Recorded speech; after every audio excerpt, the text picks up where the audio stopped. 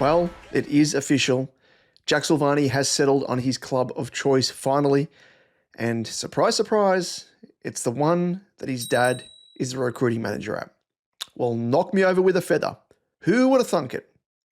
It would appear nepotism is alive and well in this case.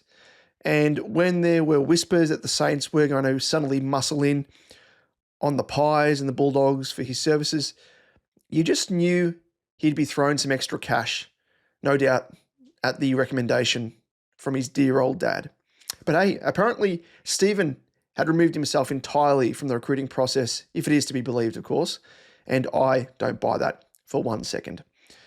And I must say, it's quite fitting for Jack to follow in the footsteps of Aaron Hamill, having burned bridges on the way out en route to the same team in St Kilda. So what's the reported contract being offered? Well, it's reportedly a 5-year deal. Yes, 5 years at a reported $850K a year. That's about $100K more, thereabouts, than what Carlton, the Western Bulldogs, and Collingwood were actually offering him. All with an extra year on top. A bit of a cherry just dabbed on top there. Quite generous from Stephen. I mean, the Saints. Now, the question is what band level of compensation will be given off the back of this lucrative deal. Now, the player's age, of course, holds weighting alongside contract length and financials as the main three factors that the AFL use to come up with their compensation, or more likely they just punch it into ChatGPT and see what it spits out, let's be honest. But if we look at previous free agents and the compensation that was handed down in those cases, we can get some idea as to where it could land for SOS. Most applicable in terms of contract average and length is Josh Battle from last year, who went to Hawthorn on a reported $850K a year deal for 6 seasons. This netted St Kilda a Band 1 compensation, which slid in after their first round pick for last year, which was pick 8. Now, if we compare the pair in terms of Battle, he was born in September 1998 and he's 9 months younger than Jack, who was born in December 1997, but at the time of being a free agent in 2024, Battle was 26 years old, whereas Jack is 27 this time around. Now, the contract financially looks around the mark or on par, whilst the main difference being that Battle was given that extra year in his contract compared to Jack. So there is a world where it could be argued that Jack could also net a first-round pick for Carlton. Now, in combination with the pick 9 that we will receive for the massive contract TDK is getting, this would mean we also have pick 10. But of course, the age factor for Jack and being given 1 less year in contract length compared to Battle could be the stumbling block here. Now, the step down from there is Band 2, which is an end of first round pick somewhere in the early 20s.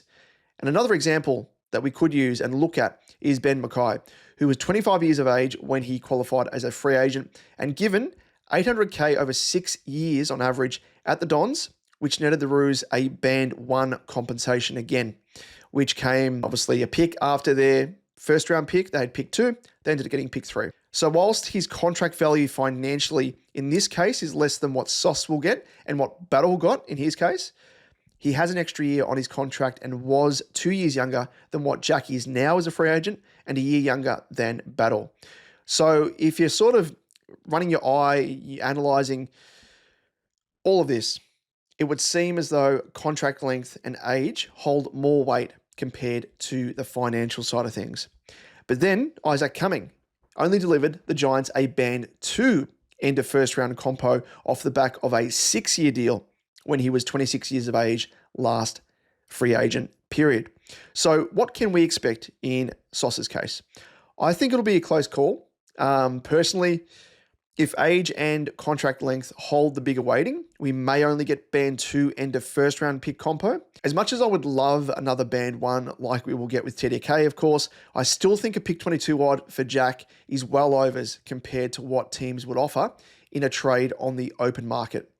Jack, of course, is averaging 12 games across 10 years. In no way would any club in their right mind be paying a first round pick at all for Jack Silvagni on that basis alone. So to get any semblance of a first rounder is a very nice win. And to go from, no first rounders heading into the draft pre-trade period and free agency period, to now holding currently 2 first-rounders in the form of pick 9 via TDK and a pick at the very least in the early 20s from Jack, I think will set us up nicely for trade and draft collateral. Of course, it's hard to, speak to this without knowing the exact form of compensation that we will get for Jack. We can at least guesstimate, have a bit of fun with what do we think we will do with 2 first-round picks. Of course, it is going to be a top 10 pick with TDK before, of course, academy picks, father-son picks, push that pick back.